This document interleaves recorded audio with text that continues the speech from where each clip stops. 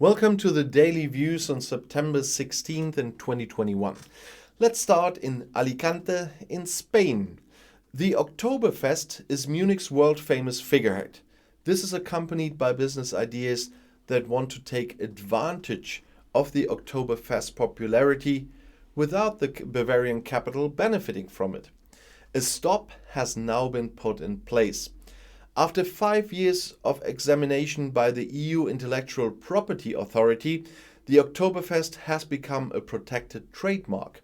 The office, based in Alicante in Spain, has approved the application of the Munich City Administration and has now published the brand on its websites with the status registered. The trademark protection is initially valid until 2026.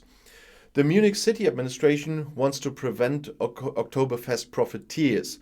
The term is now protected for 22 product classes, from soap and credit cards to uniform rental, including tourism advertising. The protection of the Oktoberfest brand does not mean that Oktoberfest imitations from Brazil to Malaysia to the USA can no longer take place in principle. Trouble in Munich, however, was triggered by the plan of some business people to hold a large-scale replacement Oktoberfest in Dubai. And that's not possible like that anymore. But now let's go to London in the UK. The diplomatic dispute over mutual sanctions between Great Britain and China is coming to a head.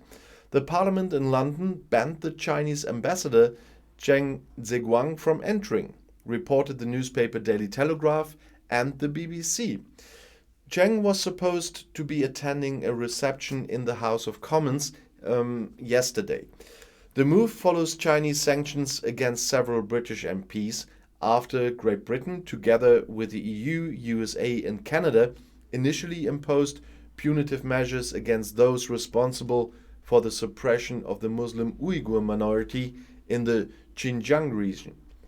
The chairman, they call him the Speaker of the House of Commons, Lindsay Hoyle, stressed that it would not be appropriate to receive the Chinese ambassador in Parliament when his country is imposing sanctions on some of our members. The UK Foreign Office pointed out that Parliament was independent in its decisions. The parliamentarians concerned had previously written to Hoyle and also to the Speaker of the House of Lords, John McFall, that the Chinese approach was an attack on the entire parliament.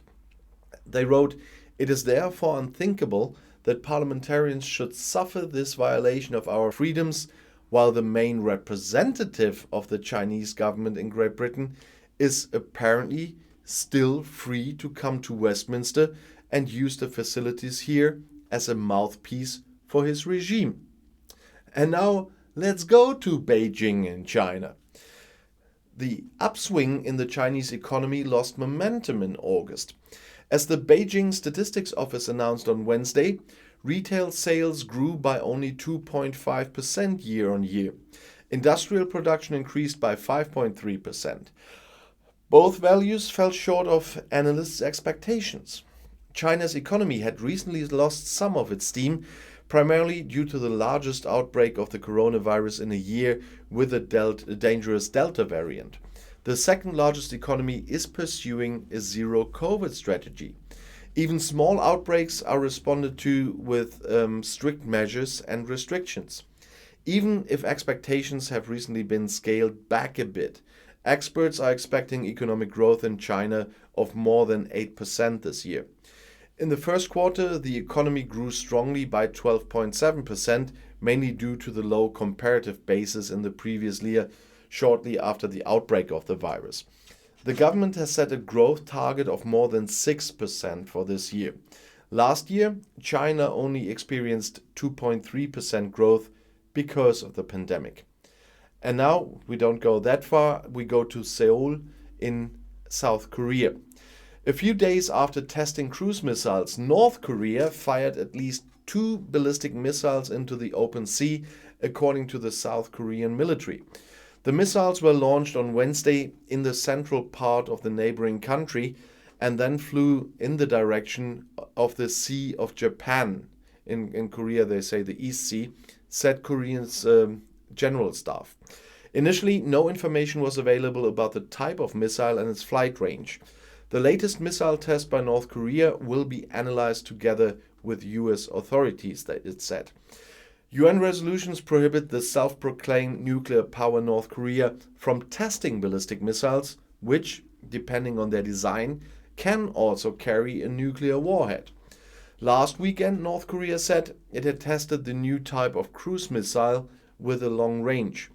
The tests of such weapons are not subject to sanctions against the country.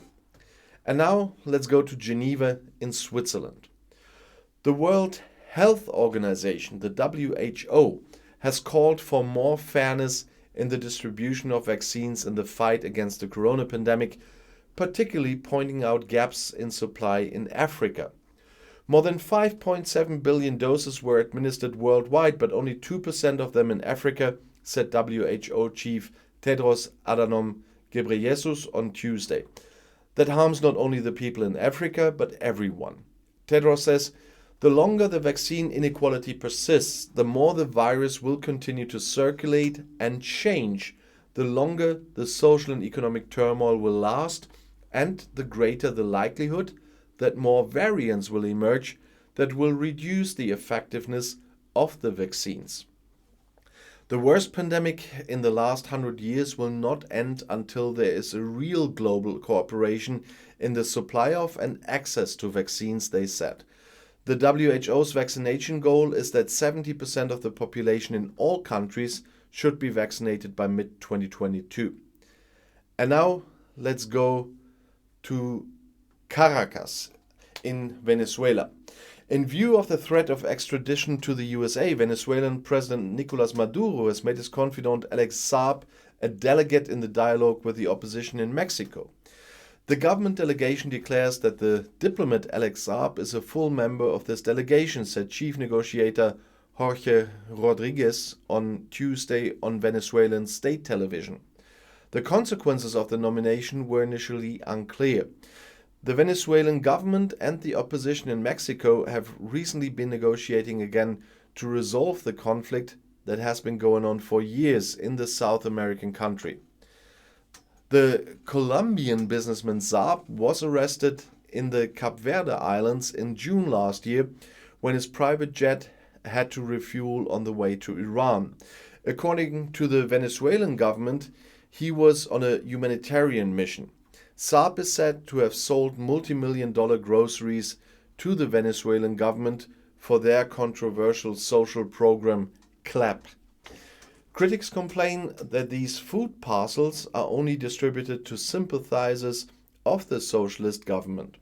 In addition, numerous functionaries and criminals apparently enriched themselves in the state social program. In the United States and Colombia, Saab is wanted, among other things, for money laundering.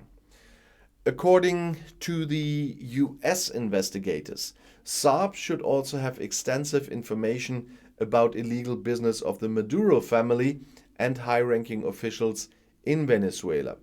A few days ago, a court in Cape Verde approved the extradition of Saab to the USA. And now we have to go back quickly to Beijing in China. The Delta variant of the coronavirus continues to spread in the southeast Chinese province of Fujian. As the authorities said on Wednesday, 50 more infections were discovered in the province. Since the outbreak of the Delta variant last Friday, there have been 152 infected people. A lockdown was then ordered in two major cities in the province, Putian and Xiamen. The Chinese government is pursuing a zero-COVID strategy, as I said earlier on the other Beijing topic. With curfews, mass tests, contact tracing, quarantine and strict entry restrictions, the country has the coronavirus largely under control. Recently, however, despite strict measures, there had been an accumulation of local outbreaks of the Delta variant. The current outbreak originated in Putian. It has been suggested that a family man brought the virus in after returning from Singapore. The man traveled back to China on August 4th, spent 21 days in quarantine and tested negative for the virus 9 times. Last Friday, however, a test was positive. And now let's go to Sydney in Australia. In Australia, an escaped prisoner surrendered to the police after almost 30 years. The now 64-year-old broke out of a prison in Grafton in northeast New South Wales in 1992 with the help of a saw and a bolt cutter, the police said on Wednesday. All attempts to locate the fugitive failed at the time. Now he has surprisingly been to the authorities in DY in the north of Sydney. What made the man surrender after almost 3 decades was initially unclear. The then 35-year-old was sentenced to 3.5 years in prison in 2 cases for growing a prohibited plant. After a year or so, he puffed out of the detention center. Since then, he is said to have lived in a suburb of Sydney, according to local media reports. He is now accused of escaping from legal custody. A court on Tuesday refused bail for the man. And now we go one more time to London in the UK. The British Medical Association, the BMA, is moving away from its no to legal relaxation of the hitherto prohibited euthanasia. The executive body voted on Tuesday with a narrow, simple majority to take a neutral position on a possible legalization of euthanasia. 48% spoke against it, 49% for it. So far, the doctors' organization had refused to change the existing regulations.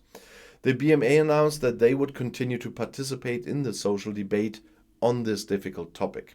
Euthanasia is currently illegal in all its forms in the UK.